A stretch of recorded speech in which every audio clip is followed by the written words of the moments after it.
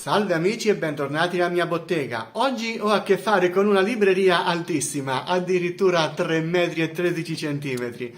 La devo restaurare, la devo abbassare e la devo trasformare da mobile da nicchia a mobile da muro. Non è un mobile antico, quindi si può fare, altrimenti non è il caso farlo.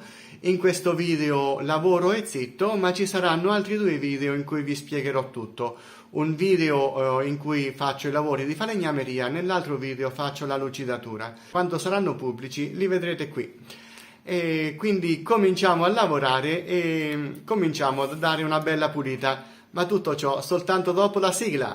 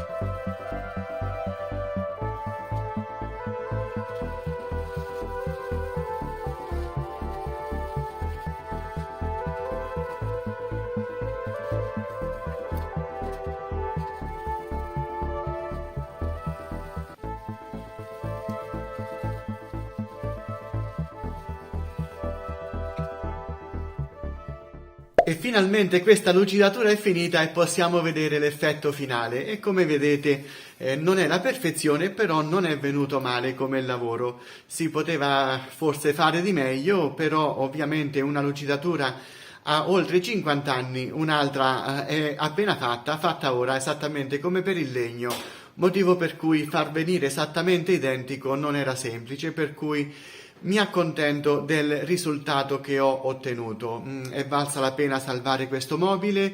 Assolutamente sì, perché comprarne uno nuovo sarebbe costato di più e se ne avevano necessità.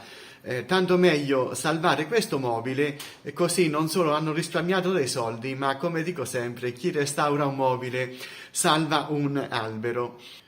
E poi bisogna dire che un mobile che vorrebbe continuare a vivere e potrebbe, e invece c'è il bullo cattivo che lo porta in discarica, è un po' come una piccioncina che vorrebbe mangiare, ma il bullo cattivo è anche brutto, non la vuole far mangiare, la caccia via. Ma poi arriva il restauratore che salva il mobile, ma ci rimane di cacca anche il bullo che vorrebbe andare a mangiare, vorrebbe buttare via il mobile, nulla, c'è rimasto di merda, però nonostante questo, anche se non può andare a mangiare, ancora insiste che vorrebbe cacciare via l'altra piccioncina, quindi ancora vorrebbe buttare via il mobile, ma qui ci pensa il restauratore e fa giustizia, olè! Ciao ragazzi, arrivederci al prossimo video. Vi ricordo che per gli abbonati ci sono decine di video in anteprima, oltre un anno di anteprima, che potete vedere senza il fastidio della pubblicità e ai commenti rispondo nel più breve tempo possibile agli abbonati. A chi non è abbonato cercherò di rispondere appena posso con i tempi che potrò, magari la domenica successiva, quando avrò del tempo da poterci passare. E con questo lavoro ci ho fatto altri 3 video che vi metto, uno qui, uno qua, e qua vi metto un altro video che vi può piacere. Ciao ciao ragazzi, al prossimo video.